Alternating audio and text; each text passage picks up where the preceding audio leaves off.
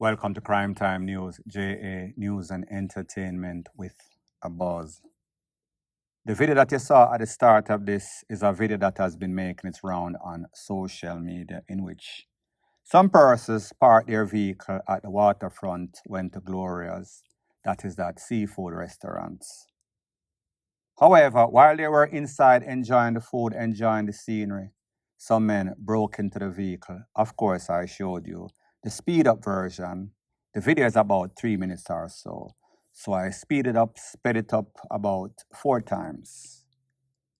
However, what a lot of persons did not realize is what that man was throwing on that vehicle that caused him to break the glass. He tried the front glass, he tried the back glass, and then he tried the hatchback glass, which was when he was very successful. That was when he took out about 2 suitcases or so. Apparently, they might have been watching these people as they left the airport, or they were just scouting around, knowing that a lot of tourists coming from the airport, since it is in the vicinity, leaving the airport, Harbour View, and then come down by the waterfront right there. So people, I am going to let an expert in crime fighting explain exactly what took place. And then I'm also going to show you a video, both. Take a listen, take a look, and then I'll give my piece. People say that porcelain and spark plugs is supposed to be able to break car windows. Let's find out. First, we gotta get some porcelain. I'm gonna try this small piece first, and then I'll try this larger piece. Let me divide that a little bit better, actually. We'll try this small piece first, and then that larger piece. Here we got a car window. We're gonna try the smaller piece. Nothing. Larger piece. Oh, look at that. It did work. And we're going to run the video again, and I'm being joined by Mr. Jermaine King, our technical manager here, yes, who is explaining to us what they do. Yeah, so let's play the video first of them scouting around the vehicle and then throwing something onto the windows of the vehicle. What it is that they're throwing into the windows. First man turns up, then watch as we're playing the video again, Vio, so you can go on and see. He takes something and he scouts around, and then he throws it at the windows.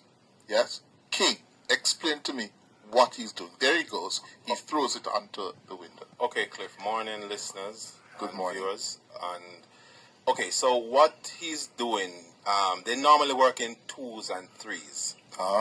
That object that he's throwing at the window is spark plug.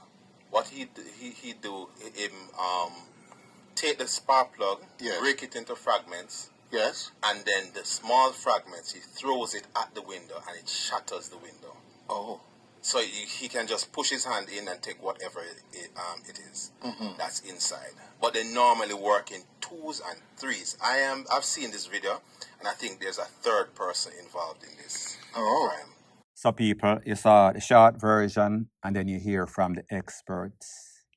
The expert is telling you, listen, do not leave anything valuable, meaning that your laptop bag with your laptop, meaning that your iPhone, your Samsung, anything that is of value to you, please do not leave it in your vehicle. Please drop it off at your house, meaning a laptop, before you go out and entertain yourself.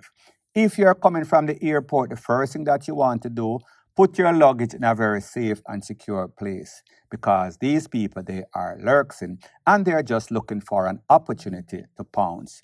Do not give them that opportunity, or else you are going to regret it, and you might even lose your life trying to save your valuables.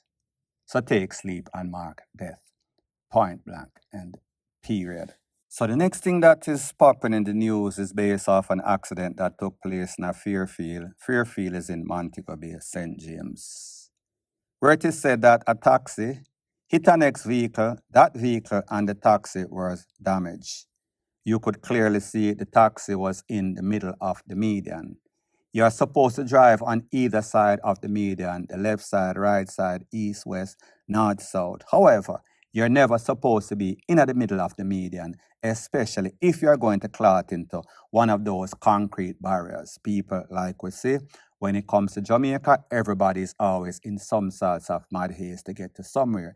It seems as if they want to go to hell very soon. Sooner or very sooner, they are going to see the king or the devil down a hell. Point blank and period. So the next thing that is popping in the news is a very tragic incident that took place at the Freetown Primary School that is in Clarendon, where it is confirmed that a 6th grader, 12-year-old, stabbed up an ex-6th grader that is probably between 10 and 12-year-old. Based on the information, it is said that that other student in the back, he has a collapsed lungs. He is bleeding internally. He was taken to the hospital for treatment. The next little youth was in the custody of the police, in the company of his parent or pastor. Now, people, based on the information, it is said that these students were supposed to be doing their examination to decide whether they are going to one of those traditional or non-traditional schools, to decide or make way for their future. Well, people, it seems as if the future for at least one of those students is not looking very bright. One is traumatized and the next one is going to be experiencing what bad picnic go through.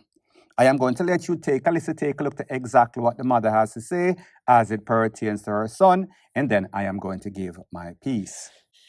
Mentally, he's just here crying because he does not know what is happening. He does not know what is happening. He's telling me that his heart hurts and all of that. He's afraid. Last night when I came here, after they did the incision to insert the tube to get rid of the blood, the internal bleeding, he looked at me and said, "Mommy, I did nothing." So all of this is just a bad experience. Now, people, just based on that short voice note by the mother, she said that her son is afraid. She said that his heart hurts. People, I don't know exactly what that means. But whenever a child that is 12-year-old, 6th grader, is attacked by an ex-child that is also in the same bracket, especially when they were preparing for the examination. People, I don't know about you. However, when I was that age going to primary school, I do not remember one incident of children in that age category getting in any sorts of entanglement like that, where a next student stabbed the next student with a knife. And like I said, this is breaking news, so I don't know the circumstances that led. What was the motive? Did that other student carry the knife because he was being bullied, vice versa? Was he a bully? Or did he just spontaneously saw the knife and decide that he was going to attack the next student? Whatever the circumstances are, it should not happen. People, it only shows you the future that Jamaica holds. It is kind of looking bleak. Based on just this one incident and other incidents just like this, it is not an isolated incident. It is rather more like the norm than the exception. Point blank and period. So the next thing that is popping in the news, it is called murder in the uppity places of Jamaica, Belgrade's Heights to be specific. Now, people, when we talk about Belgrade's Heights, we are speaking about the Cherry Gardens, we are speaking about the Narbrooks, we are speaking about the Hailsham. But we all know that there's a whole bunch of ghettos in the vicinity of all of those places. But I think in this case, that person that lost his life, 42-year-old Nicholas Collins, known as Charlie in the streets, he is said to be probably Jamaican-born, UK citizen. However, he has been living in Jamaica for a couple of years. Well, people, based on the information, it is said that at about 12:03 a.m., cracking of the morning, Tuesday to be specific, residents heard loud explosion. The police was summoned. When they came, Mr. Collins was taken to the hospital, KPH, where he was pronounced officially by the doctors. Now, people, this is a thing that a lot of persons don't understand. If you are from Jamaica and you leave Jamaica and you went to UK, you went to Canada for a decade or 5 years or so, the Jamaica 5 years, 10 years, not to even mention 20 years ago, it is a different kettle of fishes. The people am way different. The mindset is way different, especially this newer generation. So when you come to Jamaica and you have money and you live in an uppity neighborhood, once you leave that uppity neighborhood and then you expose yourself to certain people in a certain category, bad mind is going to kick in, hate is going to kick in, envy is going to kick in, and even worse, even your own flesh and blood might even be the ones that harm you the most. So people may just say, you sleep and mark death, literally, especially in cases like this. Don't know what happened to Charlie, however, Charlie is gone like an angel. Maybe he went to hell, maybe he went to heaven. Only time will tell. Point blank and period. So the next thing that is popping in the news is that we see that ICE, Immigration, Customs, Border Patrol, they have agencies that are now determined. Well, they've always had them.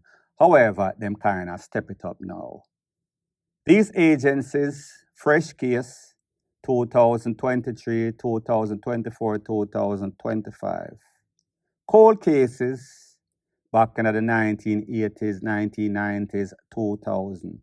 If you've obtained your residency, green card, legal status by giving fraudulent information, fraudulent means that green card that leads to the citizenship can be cancelled, revoked, you can be locked up and charged, and then deported as being somebody that is not in the US legally, whether by citizenship or by green cards means.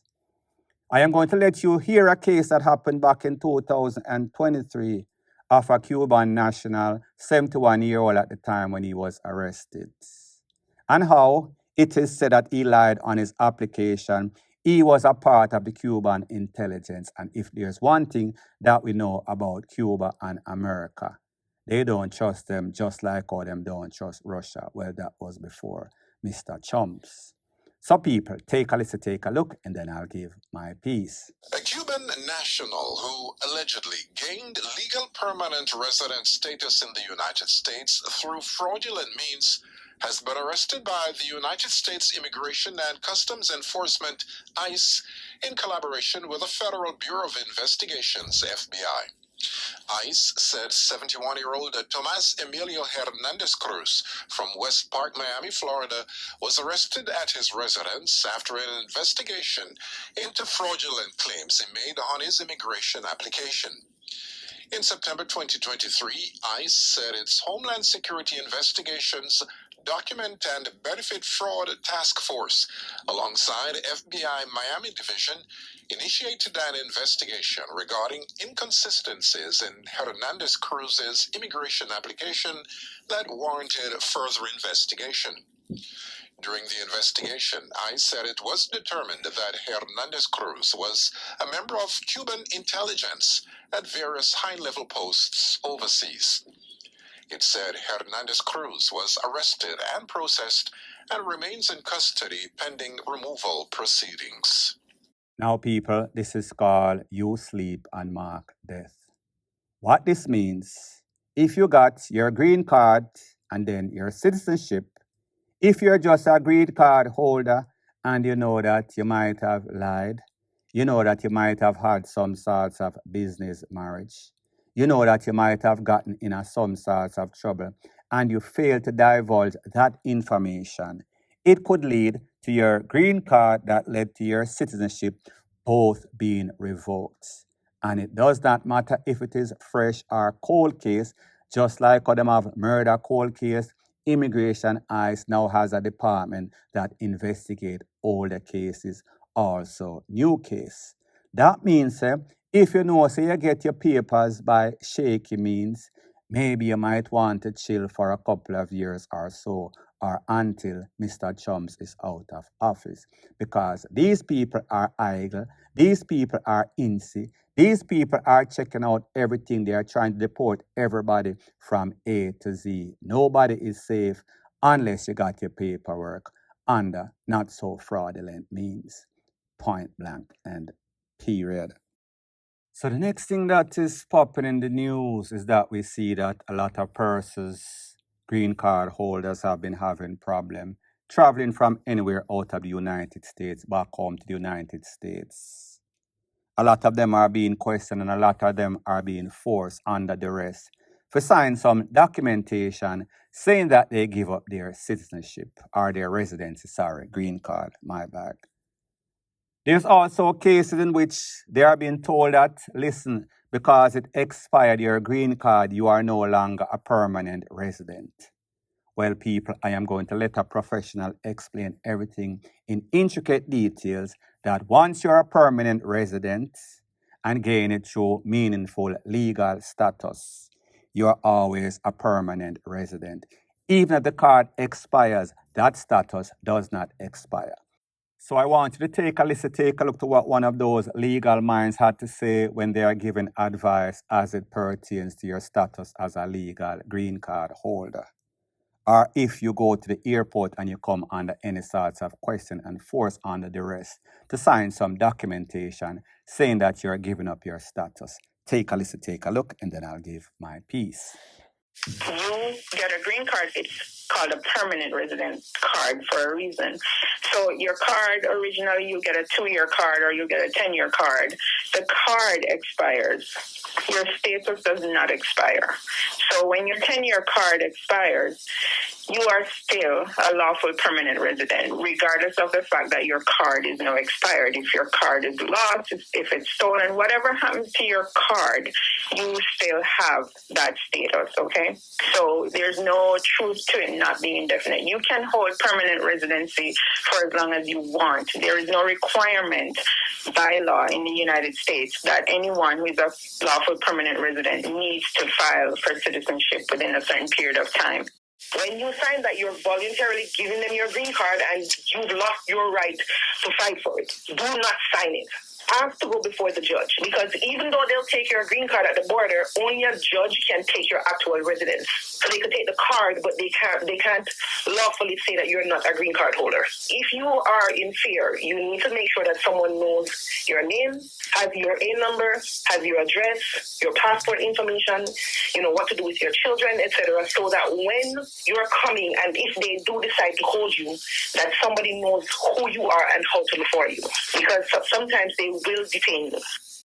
So people, you heard what the expert had to say. Once you're a permanent green card holder, you're always a permanent green card holder, a permanent resident.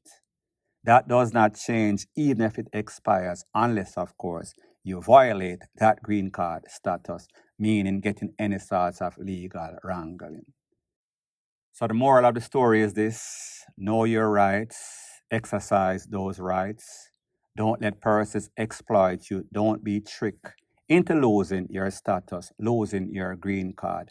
Don't sign anything that you don't know anything about. Get some sorts of advice. When in doubt, leave it out. Say that you are going to take the fifth. Say that you are going to get some sorts of legal advice before you sign anything or do anything that will be detrimental to your status. Point blank and period. So the next thing that is popping in the news based on the video evidence that you just saw, edited version, because of copyright reason, I cannot play that audio without altering the audio. We see that dancehall fans are elated, and specifically, dancehall artist, legend, bounty killer Rodney Price is elated because after more than 15 years to be specific, March of 2010, fast forward March 2025, he got back his traveling documents, work permit to go to the United States. Now, people, you know that whenever you're an artist, USA, if not the biggest market for dancehall artists, performing, because that is where the money is at. That is where most artists make money. Not off the songs, not off YouTube, it is based on performance. And you know that Bounty Killer is a legendary artist in a very high demand. So we saw that he got it back after 15 years, and he made a couple of posts that after 15 years, he did not bow, he did not get on his knees, he did not do anything that is below him. But he got it back just being patient. He even showed a post with his lawyer, the lawyer that got him back that paperwork. And people, she's going to get a whole bunch of work based on that, meaning legitimate work. Now, people, when we see what is going on in the dancehall space, we see that Vice Cartel did 13 years, came back out, has a couple of shows on or about April 11th and 12th at the Barclays Center that is in Brooklyn. So therefore, him get back the work permit, him get back the visa, him get back everything. See him said as it pertains to Beenie Man. So Beenie Man, Bounty Killer and Vice Cartel. One artist, many persons are asking, how is it that Popcorn has not gotten his US visa or work permit as yet? And people, what makes it even stranger is the fact that based on information that is out there factual, it is said that the reason that he lost or did not have any access to a work permit or a US visa was because of Vice Cartel. So I say this to say that based on the fact that Vice Cartel got back his US visa, got back his work permit, you'd have thought that it was only going to be automatic that Popcorn was also going to get his visa and work permit.